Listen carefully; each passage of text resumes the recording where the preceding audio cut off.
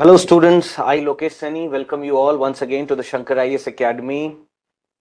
So, we are ready here for today's current affairs. Before moving ahead, 16th February से we are launching Shankar IAS Academy in Delhi is launching its GSPCM batch, जहां पे under the one roof you will get all of your UPSC solutions, prelims से लेके mains तक की तैयारी plus interview guidance programme सब कुछ holistically covered है जीएसपीसीएम बैच से 16 फरवरी को दिल्ली में स्टार्ट होने जा रहा है, जिसमें 1-to-1 मेंटरशिप रहेगी आपका, राइट। आपको आंसर राइटिंग से लेके डेली करंट अफेयर्स और लिमिटेड साइज का एक बैच रहेगा जिसमें 60 to 70 स्टूडेंट्स रहेंगे।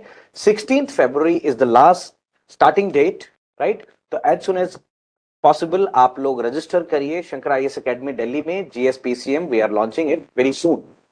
Now today's topics for the daily current affairs would be, in the first topic we'll discuss about the global disease outbreak risk map, then step wells in India, that what kind of step wells in India.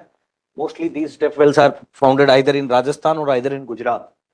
And in third topic we'll discuss about the artificial intelligence designed virus and biosecurity, and then we'll discuss about India's growth story, and last is the prelim focus. This is what pre-storming UPSC prelim test series batch 5th starting from January 20th at our Chennai center. Now, global disease outbreak risk map. 9.3% of the Earth's land plagued in the new outbreak of a risk map.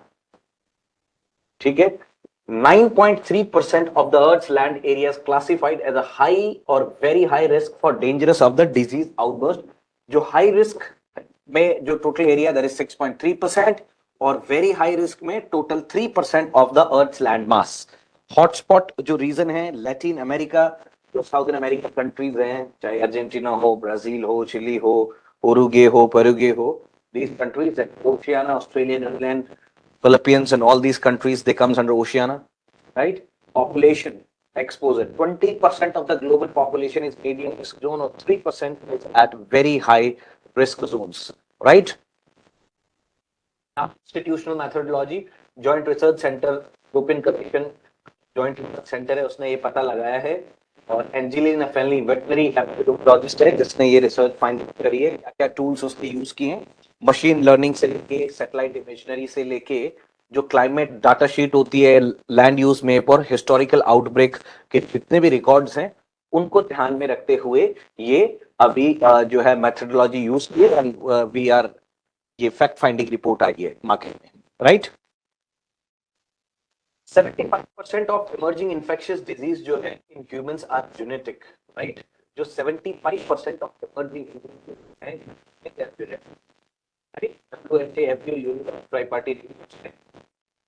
पता होना चाहिए WHO के बारे में, FAO के बारे में और UNEP के बारे में, at least headquarter you should know कि भाई WHO का हेडक्वार्टर जिनेवा में है, FAO का हेडक्वार्टर रोम इटली में है, United Nations of Environment Programme जो है that's headquarter is in Nairobi, Kenya, right. तो आपको ये सब चीजें के बारे में you should have understanding that what is the agenda of UNEP, what is the agenda of FAO, what is the agenda of WHO, should know about all these things also.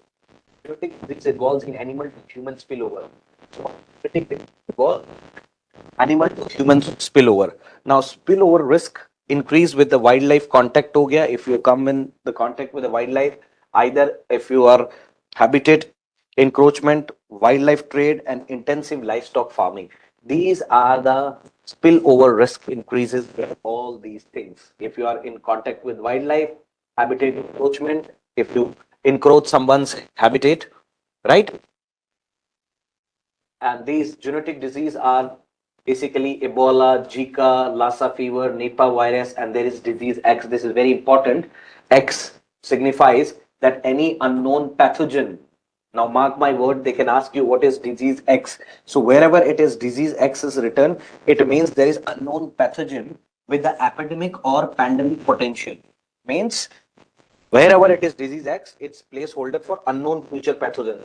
Future में कोई आगे कोई इस तरह की epidemic या जो pandemic आ जाए उसके लिए डिजीज एक्स जो है वो ट्राई किया जाता है।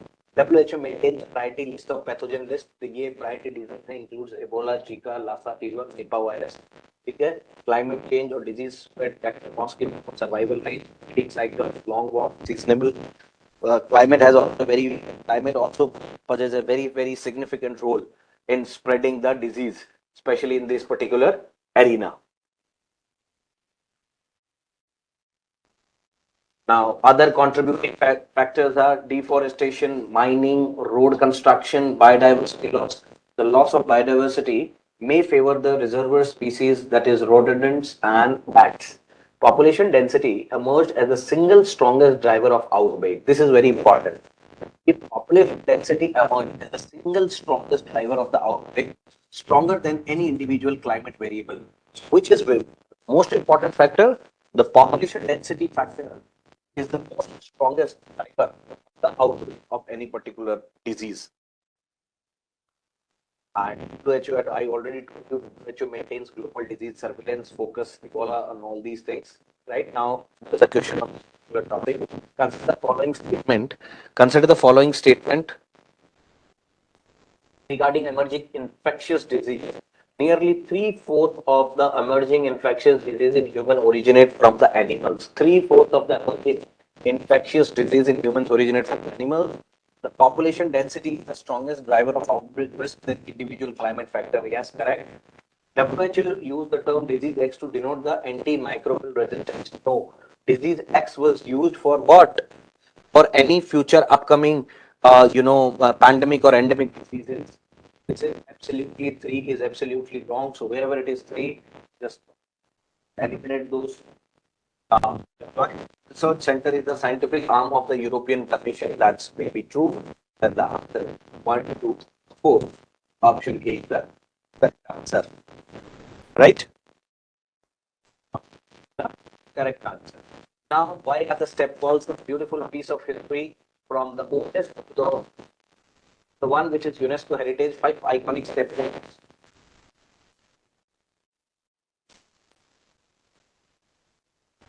ज्यादातर ये जितनी भी स्टेप वॉल्स हैं ये पुराने जमाने में राजस्थान में, गुजरात में, क्योंकि इस एरिया में पानी की हमेशा से कमी रही है, तो पानी को कंजर्व करने के लिए, पानी के स्टोरेज के लिए इन चीजों का कंस्ट्रक्शन किया जाता था।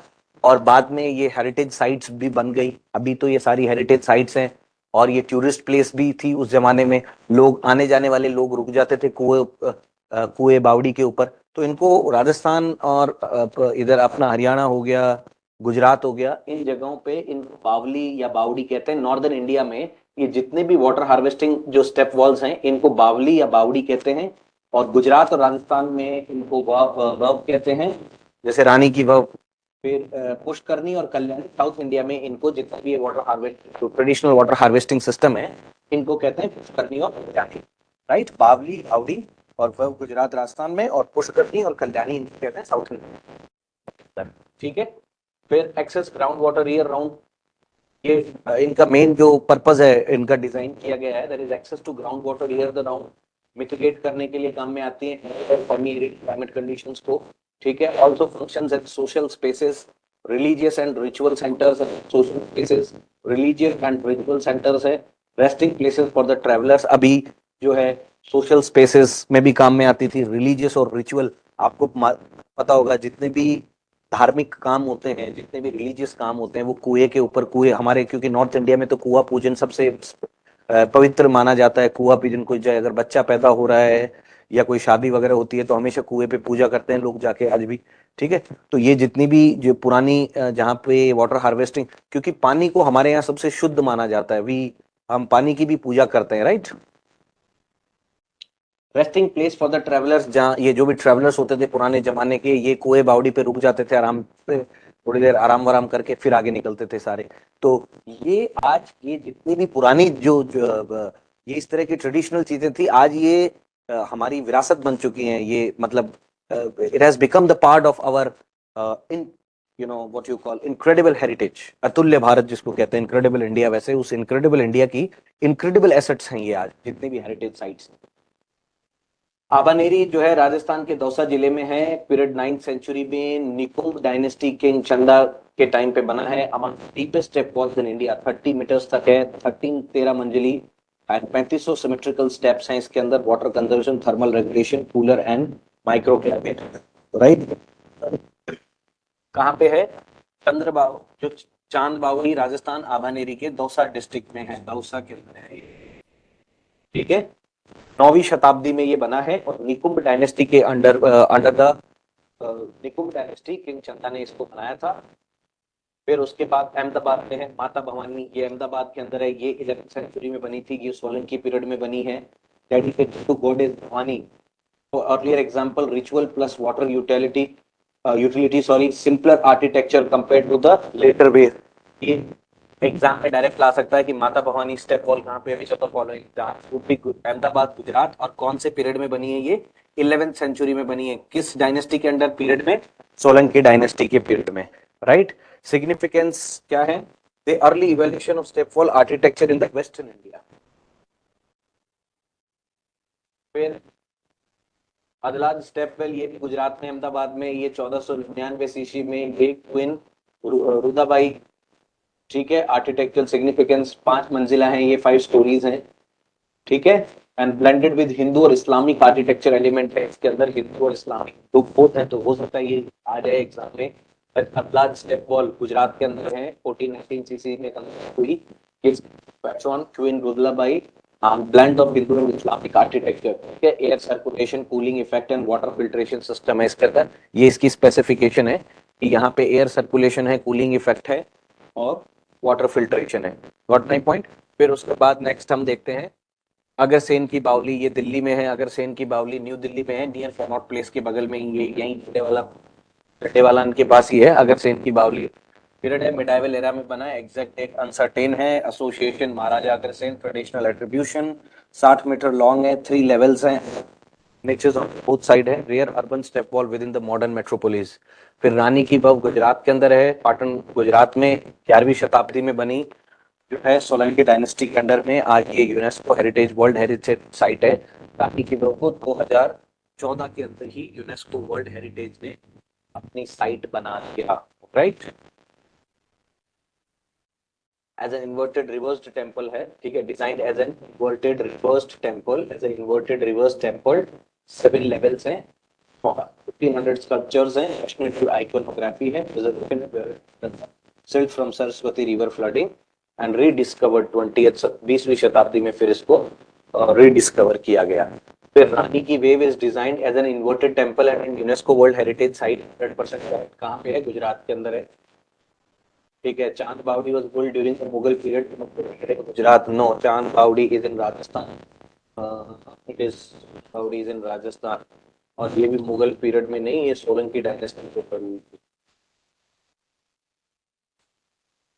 ठीक है, correct answer first only, right, correct answer is the first only. ठीक है,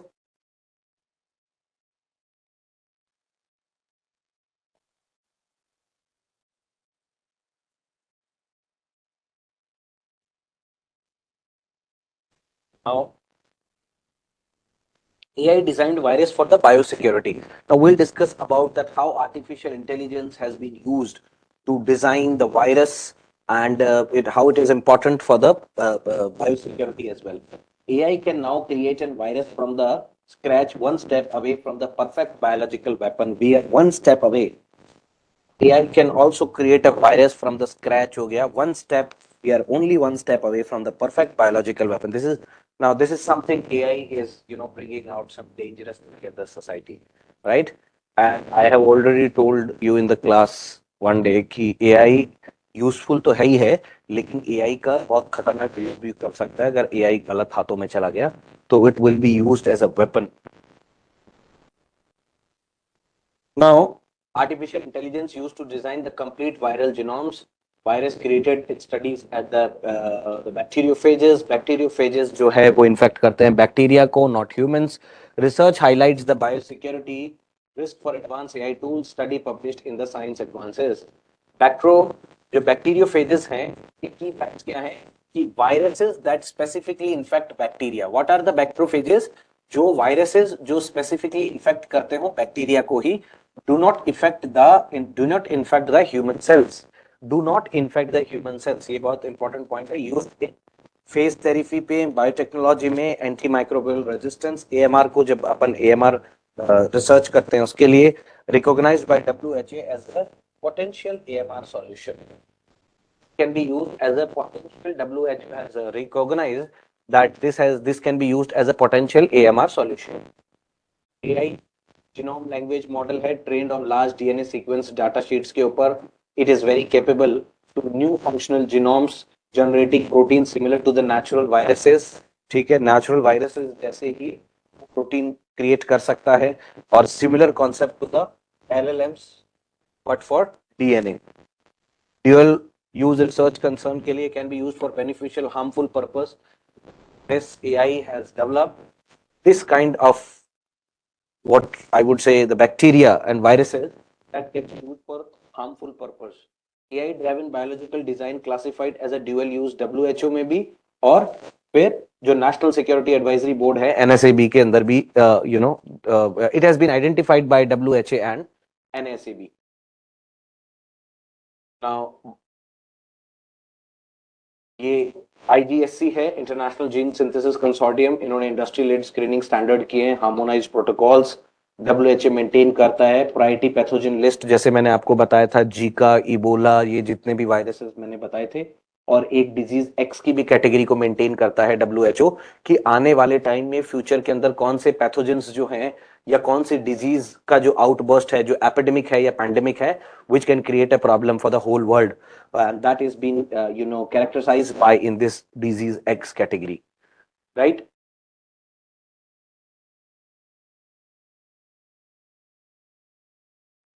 Key takeaways: AI created viruses currently limited to the simple viruses. Engineering human pathogens still require.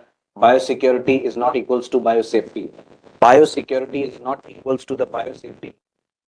Biosecurity misuse, the prevention, biosafety, accidental exposure to the prevention. फिर अभी ये questions देखते हैं. जो bacteriophages है are the viruses that infect bacteria and are being explored to treating antibiotic resistance infections. Okay, dual use research refers to the scientific work that has both beneficial and potential harmful application. Yes, that is second is correct. Then ये अपन ने already discuss किया था, ये bacteriophages वाला question. यहाँ पे bacteriophages in fact bacteria not humans. ठीक है,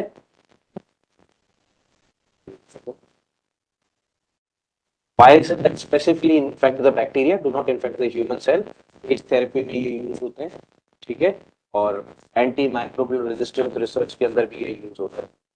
ठीक है, फिर इसके बाद dual research can be use for beneficial और हार्मफुल दोनों purpose. So the answer would be 1 and 2 both. C would be the answer then. Correct. So the bacteriophages virus that infect bacteria and are human export treating antibiotic resistant infection. So first is correct, and in second, dual use research refers to scientific work that has beneficial potential harm. C is the correct answer. Right? Now, as India claims the fourth largest economic sport, what it means on the ground? Actual में ground पे क्या है? आज India ये कह रहा है कि पूरी दुनिया में we are the fourth largest economy. बस हमसे आगे अमेरिका, चाइना और जापान. अमेरिका, चाइना, जापान और जर्मनी है. उसके बाद हम फोर्थ लार्जेस्ट इकोनॉमी. आज इंडिया की रियल इकोनॉमिक्स में आप पढ़ोगे इन डिटेल में कि इंडिया की रियल जीडीपी ग्रोथ कितनी है.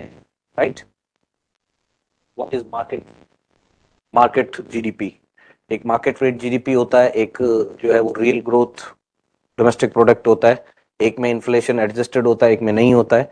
तो this we will try to understand that what is the if when India claims that they are the fourth largest economy in the whole world, what exactly India holds position on the ground. We discuss about India's growth. India's economy is valued at $4.18 trillion, placing the fourth globally ahead of Japan. We are ahead of Japan now, behind the US, China and Germany. तो चौथे पे हो गए भैया. पहले पे US है, दूसरे पे चाइना है, तीसरे पे जर्मनी है. ठीक है, जर्मनी को भी बहुत जल्दी पीछे छोड़ देंगे क्योंकि ज्यादा डिफरेंस नहीं है इंडिया और जर्मनी के अंदर भी. Growth rate real GDP growth जो है, रियल जीडीपी ग्रोथ है, that is 8.2% in the quarter second of the financial year 25-26 में, as 6 quarter high indicating resilience and amid global trade uncertainties. पूरी दुनिया भर में जहां मंदी चल रही थी उस हिसाब से भारत के अंदर जो रियल जीडीपी ग्रोथ रेट थी वो 2025-26 के सेकंड क्वार्टर के अंदर भारत की जो जीडीपी थी that was that was growing with the 8.2% rate. ठीक है, future projection, India is projected to overtake Germany by 2030. 4 साल बाद हम जर्मनी को भी पीछे छोड़ के will become third largest economy with estimated GDP of $7.3 trillion. 2030 तक India will become an economy of $7.3 trillion. Currently, we are $4 trillion economy, and in 4 years, we are expecting that we will. I don't know whether it is correct or not, but in 75 years of after 75 or 76 years of independence, we have reached till $4 trillion. 75 years we have become $4 trillion, and government is projecting that in 4 years will become 3 trillion. I don't know how realistic it is, but the government is saying that okay, till 2030 will become $7.3 trillion. Supporting economic indicators, inflation. CPI hit record low in 2025 attributed to the price manage and the GST rationalization की वजह से जो consumer price index है उसके अंदर काफी लो hit मिला क्योंकि बहुत सारे जीएसटी हमने रेट कट कर दिए. एम्प्लॉयमेंट जो है, अनएम्प्लॉयमेंट फेल हो गया, बेरोजगारी भी गिर गई to 4.8% with a higher labor force participation. Sectors, manufacturing is less than still 9%, service sector 9.3%, shows the balanced growth. Infrastructure, digital highway crossed 1,46,000 kilometre हमने जो है वो हाईवेज बनाए. यूपीआई ट्रांजेक्शन 9 गुना ज्यादा बढ़ गया है. यूपीआई ट्रांजेक्शन इंडिया में जितना भी पहला और था उससे 9 गुना ज्यादा बढ़ गया है. अनएम्प्लॉयमेंट भी अब has been only to 4.8% only, right. और हाई लेबर फोर्स पार्टिसिपेशन भी है. India's GDP per capita is only 22,900 to $3,000, and an average Japanese city is 11 to 12 times richer, explaining why growth feels invisible to the most Indians. हमारे यहाँ growth जो है वो visible क्यों नहीं है मोस्ट ऑफ द इंडियन से? क्योंकि जापान के अंदर कोई एक एवरेज जापानी जो है वो भारत के एक नॉर्मल आदमी से 11 to 12 टाइम्स रिचर है. इन्फ्लेशन ट्रैप में हम फंसे हुए हैं. करंट इन्फ्लेशन इज लो है. Current inflation is very low, ठीक है. But cumulative price rises in the food and fuel have been permanent raise the living cost. Inflation तो कम है हमारे यहाँ, लेकिन जो क्यूमुलेटिव प्राइस राइज है फूड के अंदर और फ्यूल के अंदर वो परमानेंटली उसने लिविंग कॉस्ट को हाई करके रखा है. Two speed K shaped economy हमारी बन रही है. हमारी जो इकोनॉमी है that is become K shaped, ठीक है.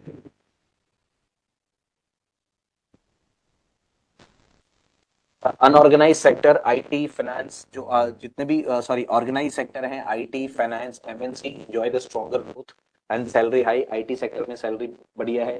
फाइनेंस सेक्टर में जितने भी एमएनसी हैं, और अनऑर्गेनाइज सेक्टर, आज भी अनऑर्गेनाइज सेक्टर में 90 to 93% जितने भी वर्कर्स हैं वो फेस करते हैं जॉब इनसिक्योरिटी और स्टैग्नेंट इनकम्स. जितने भी अनऑर्गेनाइज सेक्टर्स, ऑर्गेनाइज सेक्टर तो सिर्फ आईटी, फाइनेंस और एमएनसी है. जॉबलेस इंडिया के अंदर high GDP growth isn't creating enough quality jobs. देखो, ग्रोथ होना, ग्रोथ एक अलग पैरामीटर है और डेवलपमेंट एक अलग पैरामीटर है. हमारे देश के अंदर एक इकोनॉमिक ग्रोथ तो हो रही है, लेकिन ओवरऑल इकोनॉमिक डेवलपमेंट नहीं हो रहा है लोगों का. Got my point? Growth is something different thing or development is a something different thing. So India is focusing more on growth rather than we should focus on more on economic development, right? One is a quantitative measure and another is a qualitative tool or qualitative measure. So we should focus more on economic development, although both are essential for any country's particular growth. Many graduates are underemployed in lower paying gig workers. Like in India, there are a lot of people, they are graduated, but still they are unemployed. A lot of people, they are, suffering from the frictional unemployment. A lot of people are suffering from disguised form of unemployment. There are a lot of type of unemployment in the society. So in India, we are seeing the jobless growth. And jobless growth, ladies and gentlemen, it is very dangerous for any particular economy.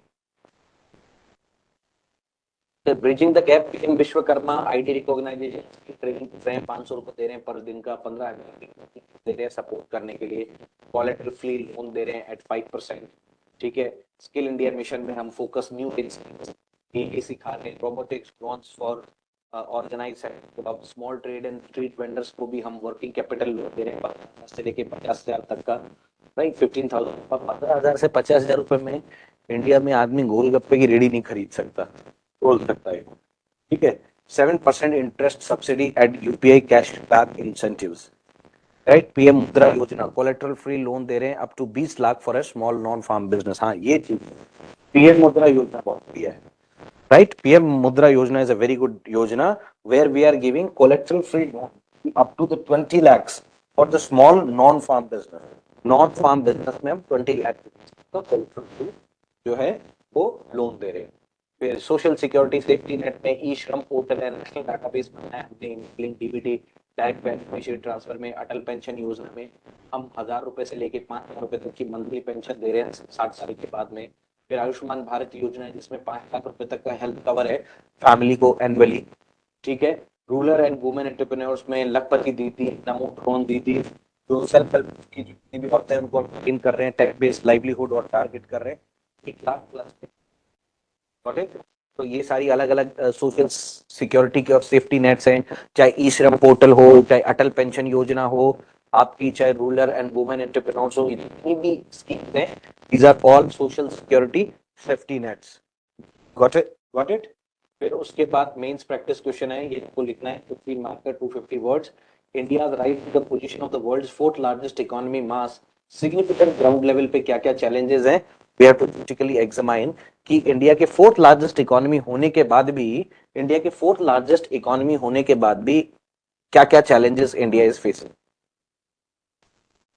फिर है Abhyuday, third है India का third technical Hindi symposium है, तकनीकी हिंदी संगोष्ठी जो है organise हो गया, आईआईटी इंदौर ने ये किया है। आईआईटी इंदौर ने थर्ड टेक्निकल हिंदी सिंपोजियम, जिसको कहते हैं तकनीकी हिंदी संगोष्ठी, jointly organise by IIT Indore, IIT Indore, IIT Jodhpur और सीएसआईआर जो है हमारा council of scientific and industrial research, national institute of communication policy research जो है, ये सब मिलकर तैयार कर। एम क्या है? To promote the use of technical Hindi and to strengthen the outreach of science technology to wider section of the society.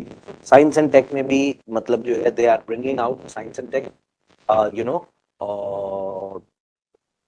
technical use of Hindi and to strengthen the outreach कि science and take की ज्यादा से ज्यादा population में, ज्यादा से ज्यादा section of the society है, वहां तक उसकी जो है वो चीजें पहुंचे, right. Then Goldilocks economy definition है balanced growth. Balanced growth, growth जो है दैट शुड बी बैलेंस्ड होनी चाहिए, no inflation, full employment, avoid the recession and overheating, this is called Goldilocks economy. Definition है बैलेंस्ड ग्रोथ होनी चाहिए, ये नहीं होना चाहिए जॉबलेस, जॉबलेस ग्रोथ नहीं होनी चाहिए, बैलेंस्ड ग्रोथ होनी चाहिए जहाँ पे इन्फ्लेशन भी लो हो और जो है अनएम्प्लॉयमेंट कम हो, मतलब एम्प्लॉयमेंट ज्यादा हो, और फिर इन्वेस्टमेंट फ्रेंडली होना चाहिए, मतलब जो ईज ऑफ डूइंग बिजनेस होना चाहिए लोगों के लिए कि लोग आ सके और बिजनेस कर सके, stable condition to boost equities and corporate growth, short lived business cycle make it temporary, business cycle जो है वो make it temporary, policy requirement needs to be careful monetary and fiscal management to sustain, right? Where W Usai, the measure is W Uma, short period contract binaries closely orbiting stellar twins हैं, shape है dumbbell like due to the mutual contact, signification क्या है? Act as a natural laboratories for measuring masses, radius and temperature, ज्यादातर ये काम में आती है टेम्परेचर को, मास को मेजर करने के लिए, रेडियस को मेजर करने के लिए, और these help the test and define the stellar evolution theory। इस तरह से देख रहे हैं,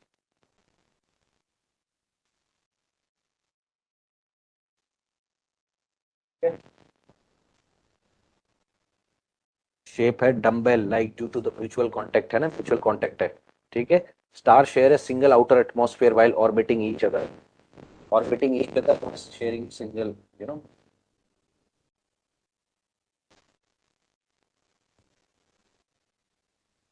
फिर है प्रीलिम्स का एक प्रैक्टिस क्वेश्चन देखते हैं। They are which of the following statement about W earth binaries are correct? They are contact binary star sharing a common outer atmosphere 100, क्या ये देखते हैं। They have long orbital periods, typically several years. They provide precise measurements of stellar parameters like mass, radius, and useful for testing stellar evolution theories. The third is 100% correct. Third is 100% correct. Where they are contact binary star sharing common outer sphere. ये भी correct है. So 1 and 2 तो 100% है. Several years. So stars have a single outer sphere orbiting each other temporal due to mutual contact. Type shorter period के लिए होता है. So only 2, I guess. This should be the correct answer. Only 2. Only 2 is the correct answer, right? Because they are not longer. They are for shorter period. Please like, comment, and share. Thank you so much for watching. Keep watching Shankar IS Academy. Have a nice day.